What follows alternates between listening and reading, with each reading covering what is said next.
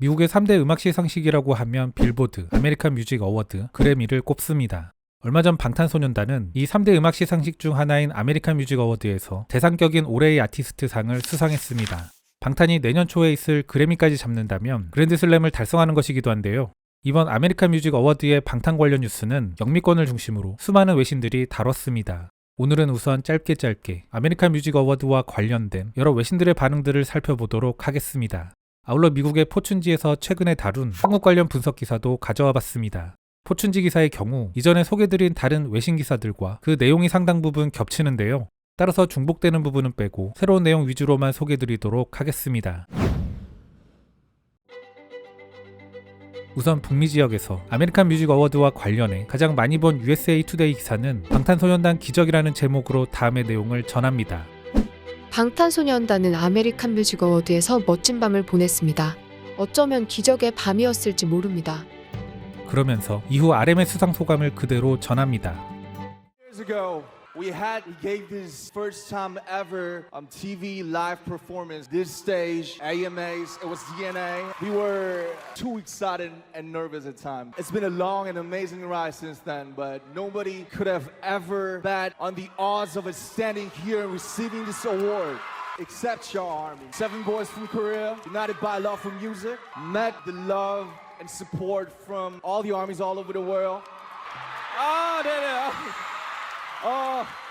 4년 전 이 AMA에서 저희가 미국 데뷔 무대를 처음 했는데 이렇게 아티스트 오브 이어를 받게 될 줄 정말 몰랐고 다 아미 덕분인 것 같습니다. 감사합니다. 아미.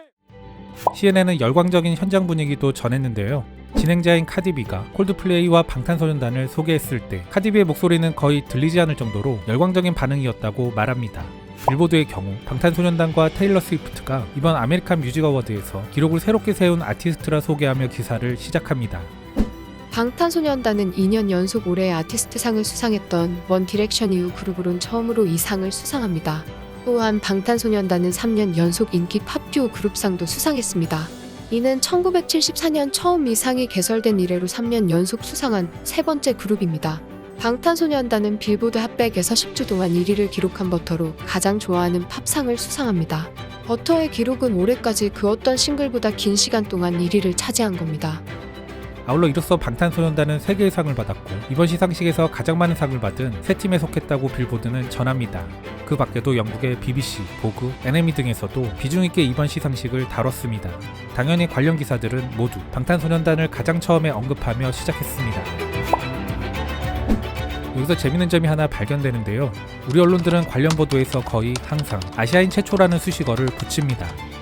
아메리칸 뮤직 어워즈에서 대상인 올해의 아티스트상을 비롯해 3관왕에 오른 건데 이 때문에 한국 언론을 참조해 방탄의 기사를 전하는 아시아권 국가들의 보도를 보면 이런 수식어를 그대로 쓰는 모습도 보이는데요. 그러나 막상 영미권 언론들에서는 특별히 아시아인 최초라든가 이런 멘트는 찾아볼 수 없습니다.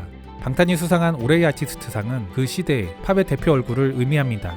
그러한 팝의 얼굴이 그 발원점인 영미권 내부에서 그들의 토양위에서 태어난 것이 아니라 전혀 관계없는 외부에서 온 누군가가 된 겁니다. 해외 진출에 초점을 맞춘 우리 언론들의 아시아인 최초라는 말이 물론 틀린 것은 아닐 겁니다.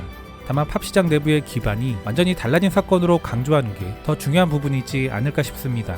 다음은 포춘지의 특집 기사입니다. 그 제목은 소셜미디어와 보편성의 매력, 한국 문화가 지역에서 글로벌 강국으로 성장한 방법. 유엔 총회에서 어느 세계 지도자 그룹은 코로나 대유행 기간 동안 젊은이들에게 감사를 표했다. 이 메시지는 전 세계에 울려 퍼지면서 100만 명이 넘는 사람들이 시청했다. 이 리더들은 다름 아닌 세계에서 가장 큰 보이그룹 방탄소년단이었다. 그들은 분명 한국만의 독특함을 가지고 있지만 또한 틀림없는 국제적 문화산업의 한 예이기도 하다. 이 외에도 유튜브 팔로워 수가 가장 많은 팝스타 블랙핑크의 넷플릭스의 역사를 다시 쓴 오징어 게임과 최근의 지옥 그리고 아카데미의 센세이션 영화 기생충도 있다. 그리고 한국의 영향력은 그보다 훨씬 더 미묘한 측면이 있다. 미국의 인기 TV 프로그램인 마스크드 싱어는 실제로 한국의 컨셉에 기반을 두고 있다. 물론 아시아 관객들은 20년 넘게 한국 문화를 소비해왔다. 그런데 왜 지금 그들은 서양을 정복할 수 있었는가? 그 해답은 신기술과 더불어 보편성과의 조합에서 찾아볼 수 있다. 소셜미디어를 통해 한국 문화는 전 세계의 청중과 눈 깜짝할 만한 순간에 직접 소통할 수 있다. 그리고 전 세계 관객들은 세계의 다른 투박한 작품들보다 한국의 세련된 작품들과 한국의 대중문화에 더 호응한다. 기사는 2021년 현재 한국 문화가 세계를 장악한 이유를 이해하려면 1990년대 초반으로 거슬러 올라가야 한다고 말합니다. 그러면서 서태지, H.O.T, 보아, 겨울연가 등을 이야기하며 한류의 어원에 대해서도 짚는데요. 이 부분은 여러 번 반복되는 이야기여서 금일 클립에서는 그런 내용이 있었다는 점 정도만 짚습니다.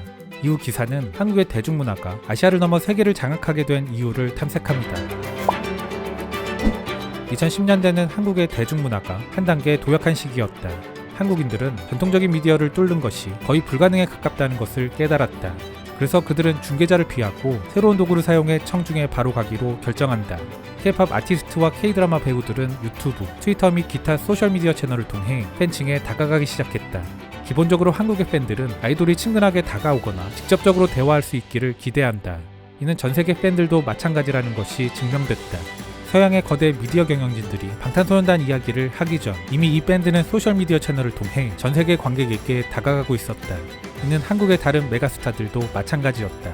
그러나 한국 문화의 성공에는 또 다른 중요한 요소가 있다. 바로 보편성이다. 한국인은 세계에서 가장 열정적인 여행객 중 하나다. 해외로 나가는 관광객 수만 매년 수백만 명에 달하는 게 한국이라는 나라다. 또한 수십만 명의 대학생들은 LA에서 시드니까지 다양한 코스를 수강한다. 아이들도 상당한 숫자가 해외에서 학교에 다니거나 그렇지 않더라도 삶의 일부는 적어도 해외에서 보내곤 한다.